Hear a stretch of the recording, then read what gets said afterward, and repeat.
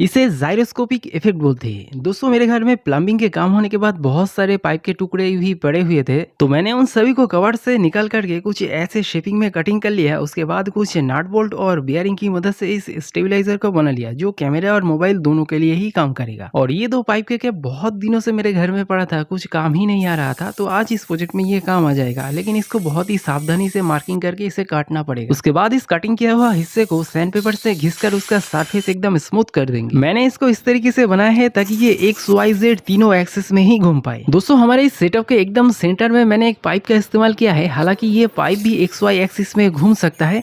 इस पाइप के एकदम निचले वाले हिस्से में मैंने एक वेट को लगा दिया है ताकि इसका जो ऊपर वाला हिस्सा है ये हमेशा ऊपर ही रहे और ग्रेविटी की वजह से इसका निचले वाला हिस्सा हमेशा नीचे ही रहे। किसी भी वस्तु में कितने ज्यादा पदार्थ मौजूद है इसे हम मास कहते हैं और मास ग्रेविटी बनाता है। और हमारे धरती का मास बहुत ज्यादा है धरती के ऊपर रहने वाले चीजों से, जैसे मैं या फिर मैं जिस चीज को बना रहा हूँ अभी, तो हमारे धरती के ग्रेविटी भी ज्यादा है इन सभी चीजों से, तो हमारे धरती इन सभी को अपनी तरफ खींचेगा। और इस काम में हमारा ये छोटा सा बियरिंग बहुत मदद करेगा, जिसे मैंने लिया है JL CMC से। JL CMC पर आपको मिलता है हर तरह का मैकेनिकल और ट्रांसमिशन कंपोनेंट, जैसे कि बियरिंग, गियर, पुली, वो भी हाई क्वालिटी में। इनके एडवांस प्रोडक्शन लाइन इंश्योर करता है एक्यूरेट डायमेंशन, स्मूथ रोटेशन और लॉन्ग सर्विस लाइफ, जो किसी भी मैकेनिकल प्रोजेक्ट के लिए बहुत ज्यादा इंपॉर्टेंट है। और बढ़िया बात, नए यूजर को अब मिल रहा है $123 का कूपन कोड। अगर आपको भी रिलायबल मैकेनिकल पार्ट्स चाहिए तो लिंक आपको मेरे चैनल के डिस्क्रिप्शन में मिल जाएगा। JL CMC, reliable parts for real engineering. और दोस्तों पहले मैंने जो कवर से पाइप का टुकड़ा लिया था उसको मैं 2 एल्बो और एक टी की मदद से एक हैंडल बना रहा हूँ हमारे सिस्टम के लिए। दोस्तों हमारा ये स्टेबलाइजर काम करेगा दो चीजों की वजह से, एक तो एंगुलर मोमेंटम, दूसरा ग्रेविटी। अब ग्रेविटी की बात तो मैंने पहले भी बोल दिया है, ज्यादा ग्रेविटी वाले चीज छोटे ग्रेविटी वाले चीजों को अपनी तरफ खींचता है, तो इस मामले में हमारे धरती ज्यादा ग्रेविटी वाला चीज है